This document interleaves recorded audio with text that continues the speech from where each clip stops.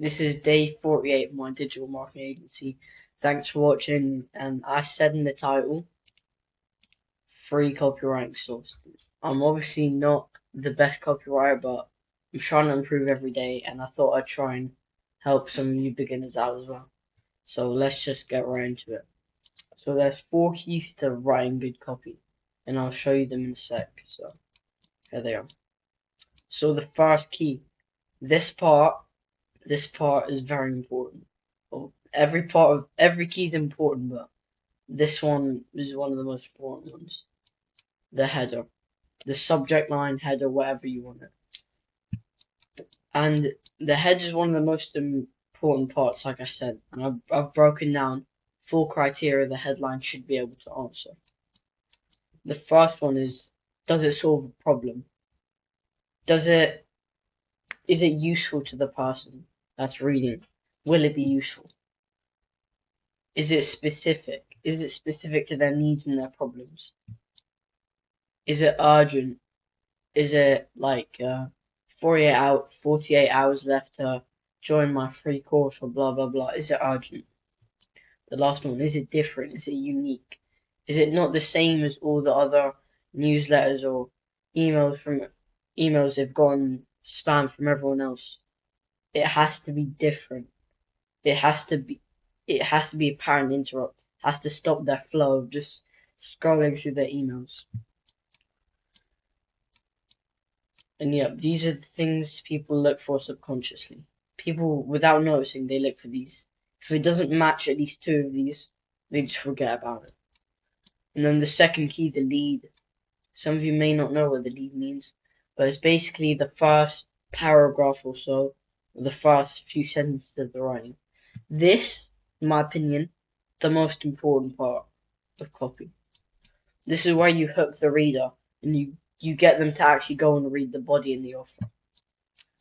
So I've broken it down to a few easy steps. So the first step, the lead has to expand on the headline.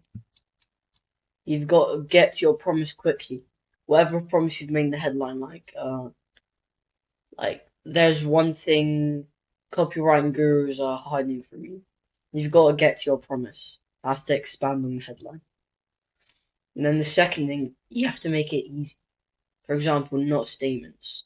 Like, this isn't a garbage course. This isn't the same normal copywriting course. This doesn't need 12 hours a day to do. Make it easy. Make the value go up. When it's easy, the value goes from here to here. And credibility. You need to give yourself some credibility. You've got to explain your experience in the industry. It can be one line. For example, like, as someone who's been in industry for like X amount of years, I know this is a problem that happens to most people. So that's quite specific and makes people feel understood. Then the fourth part, this is the most important part, to get them to actually go in and read the rest, is the loop. You've got to use hooks and teasing information I'm going to reveal later on. For example, you could say, I'm about to reveal something to you that changed the way I perceived everything. It's a bad example, but it's just an example. Just came to my head. This is where you use hooks. You've got and then you don't actually give away any information. That's why I said tease information. You don't want to give them anything. You want to leave the reader curious. You want them to continue. And then the third key, the body.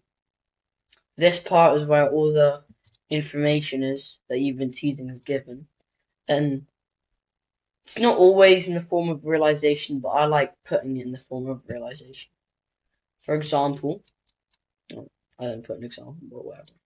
Here are the components. First of all, an objection. The reader, when they're reading something, they generally have an objection. They have this self-limiting belief like, oh, it's too expensive. Or like, what if this isn't worth my time? This is where you point it out, and it's good because it makes them feel understood. They feel like someone's personally talking to them, and they know what they've been through, so they feel understood. And then, second part of the claim. The point of the claim is to destroy that objection, the self-limiting belief in their head. That can be done by telling them it's okay to feel that way. Sorry, I misspelled it. And you could show a stat or fact or whatever. It can be anything. You can say we offer you money back guarantee or whatever. Or if it's for a roofing company, you could say we offer you 25-year guarantee. And the third part of the proof. This is the part in copy that literally decides if someone is gonna buy or not. That's in my opinion. No matter how good your copy is, no matter how much the reader still knows how good your copy is, you have to have good social proof. Even if you do, it's got to be represented in a nice way. This is likely, again, make an objection like, oh, he doesn't, subconsciously in their mind, oh, this guy doesn't have enough social proof. It looks a bit dodgy. What if he faked it with his friends? And, I'll think about it. I might do this later. And then they forget about it as if they never read that copy. You need to provide them with good information that backs up the claim that you made. So you have to have 2 to 3 proofs, which shows them that you didn't just get one client, you didn't get lucky. You can actually provide results consistently. And the second thing, you want to make it easy to understand, something that's believable. If you just put quotation marks, it's not very believable. Anyone could literally just write quotation marks. But if you have a screenshot of someone with a Discord message and a Stripe notification, that's a lot more believable because you can't really fake that unless you send your friend something on Stripe, which that lots of people do. And then the third thing is have a benefit. You've got to sell the idea. Sell the vacation, not the 12-hour plane ride economy. What I mean by this, you don't sell someone the solution to the problem. You sell them the outcome of the problem. Instead of saying, this course you're going to have to work 2 to 3 hours, it's going to be hard, there's tons of material you have to get through in a little amount of time. Not many people do this. No, you don't say that. You say, after this course you'll be rich, you'll be free, you'll have time freedom, you'll have location freedom, you'll have all the freedom you want. And last but not least, the offer. In the offer, you introduce the solution to their problem. This is where you bring it in. This is also where the hype from the lead comes back in. You regenerate that hype. Then again, you've got to highlight the benefits of your solution. And you've got to be unique. You have to be unique. A unique selling proposition. Something they haven't seen before. This, again, it can be money back guarantee or whatever. Or I will pay you £5,000 if this fails. That's just a bad example again, but it's an example.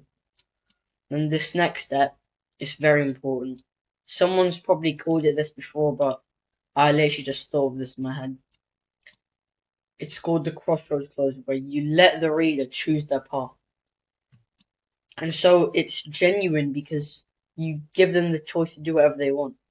It's basically like saying, oh, you can do this, do whatever you want, but just know that if you don't join or whatever, don't join the community, don't buy the course, you'll be stuck and you won't know why things are changing. Like, you have 2 options, join us, blah, blah, blah, or join someone else, blah, blah, blah. And that is it. Thank you for watching the video all the way to the end. But before you go, please consider liking. You don't need to, but it would make me happy. So that's all. Goodbye.